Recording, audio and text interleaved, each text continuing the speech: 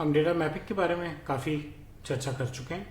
हमने ये भी बात की कि मैनुअली कैसे करते हैं, ऑटोमेटेड कैसे करते हैं, हाइब्रिड तरीके से कैसे करते हैं। अब हम बात करने वाले हैं प्रिवेसी फोकस्ड PIIS की डेटा मैपिंग, उससे क्या मदद मिलती है। मेरे यूट्यूब चैनल पे आपका स्वागत है, जिस पे आप रोज डेटा प्रिवेसी पे नया कंटेंट देखते हैं। और जैसा कि मैंने कहा, आज हम बात करेंगे कि प्रिवेसी फोकस्ड डेटा मैपिंग से हमें क्या मदद मिलती है, हमें क्यों करनी चाहिए। डेटा मैपिंग क्या है? सिंपल सी डेफिनेशन है कि आप ये आइडेंटिफाई करना चाहते हैं कि आपके ऑर्गेनाइजेशन में क्या क्या डेटा पड़ा है और क्या नया डेटा आता है, कहाँ से आता है, कैसे आता है। आप उस डेटा को कैटेगराइज करके ट्रैक करना चाहते हैं कि थ्रू आउट द ऑर्गेनाइजेशन वो कैसे फ्लो कर रहा है और कब किस स्टेज पे जाके उसको डिलीट किया जा रहा है। प्रोसेसेस सिंपल है। अगर आप डेटा कलेक्ट कर रहे हैं, स्टोर कर रहे हैं, यूज कर रहे हैं, यानी कि प्रोसेस कर रहे हैं, डिलीट कर रहे हैं या किसी थर्ड पार्टी से शेयर कर रहे हैं, तो आपको DPDP एक्ट में कंप्लायंट होना चाहिए। तो ये डेटा मूवमेंट आपको अक्रॉस द ऑर्गेनाइजेशन है क्या मेरे पास, कैसे कलेक्ट करता हूँ, कैसे यूज करता हूँ, अगर वही मैंने मैप नहीं किया हुआ तो मैं बाकी प्रोसेसेस कैसे करूंगा। तो प्रिवेसी फोकस डेटा मैपिंग है क्या एग्जैक्टली? आप डेटा मैपिंग कर रहे हैं अपने ऑर्गेनाइजेशन की, शायद पहले भी कर रहे हैं, लेकिन अब आप फोकस कर रहे हैं सिर्फ प्रिवेसी रिलेटेड डेटा पे, PIIS पे, identifiers that help identify the identity of an individual, right. उनको मैप कर रहे हैं आप। उनके लॉस से क्या रिस्क हो सकता है, रिस्क क्या हो सकता है, ये तो बहुत पढ़ लिया हमने। लॉस कैसे बचाया जा सकता है और ब्रीच कैसे बचाया जा सकता है, कौन से पॉइंट्स है मेरी ऑर्गेनाइजेशन में कि ब्रीच की पॉसिबिलिटी है, क्या रेगुलेटरी रिक्वायरमेंट्स हैं, मुझे उनका कैसे ध्यान रखना है, इन सब चीज़ों की हम स्टडी कर रहे हैं।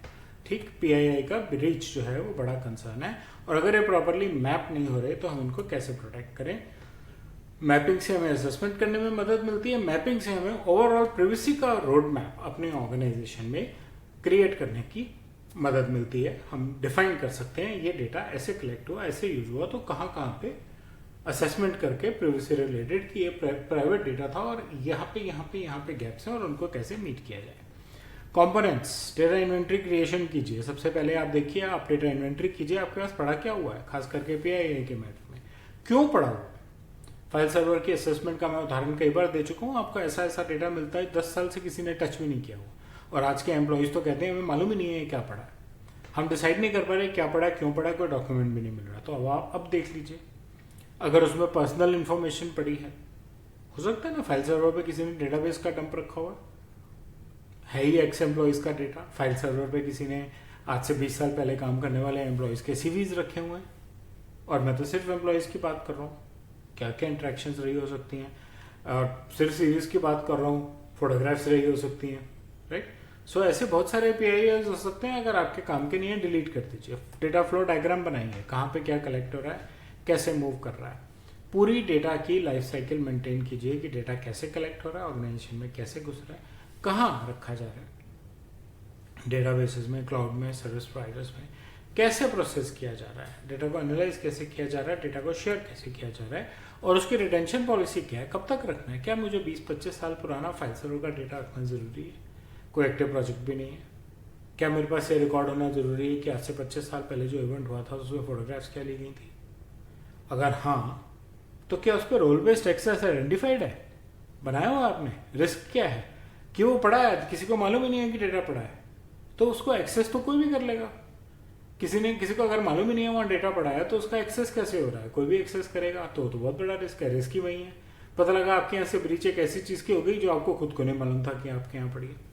डेटा मिनिमाइजेशन करनी जरूरी है। पर्पस लिमिटेशन, पर्पस डिफाइन करेंगे तो आप देखेंगे आपको वो सारा डेटा चाहिए या उसमें से कुछ पोर्शन चाहिए।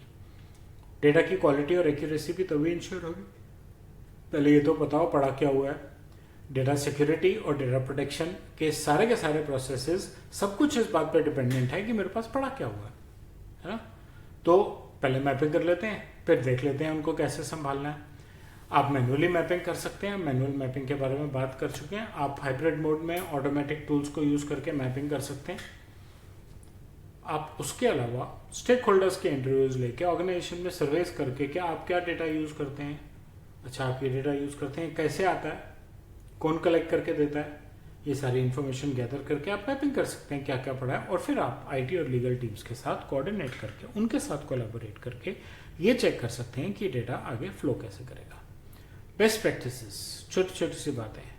डेटा मैप जो है वो डायनेमिक रहना चाहिए, क्योंकि चेंजेस आते रहते हैं प्रोसेस में, और जैसे कोई चेंज आए प्रोसेस में आप अपने मैप को अपडेट कर लीजिए, उसको प्रीवियस असेसमेंट्स के साथ इंटीग्रेट कीजिए, पर्पस लिमिटेशन और डेटा मिनिमाइजेशन के प्रिंसिपल्स पे काम कीजिए। ये दोनों चीज़ें हमें चाहिए।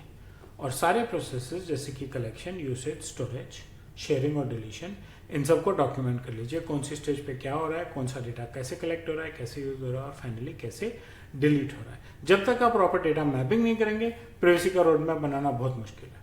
हाइपोथेटिकली हम सोच सकते हैं कि एचआर की कंपनी है तो उनके पास ऐसा डेटा होगा, लेकिन यार उनके एक सर्वर पे तो, जैसा मैंने पहले भी उदाहरण दिया, 20 साल पुराना डेटा पड़ा है।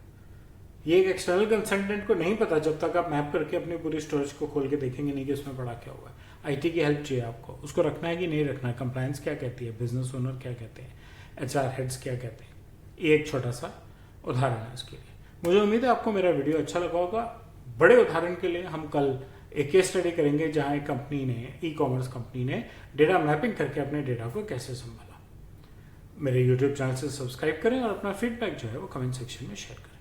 धन्यवाद।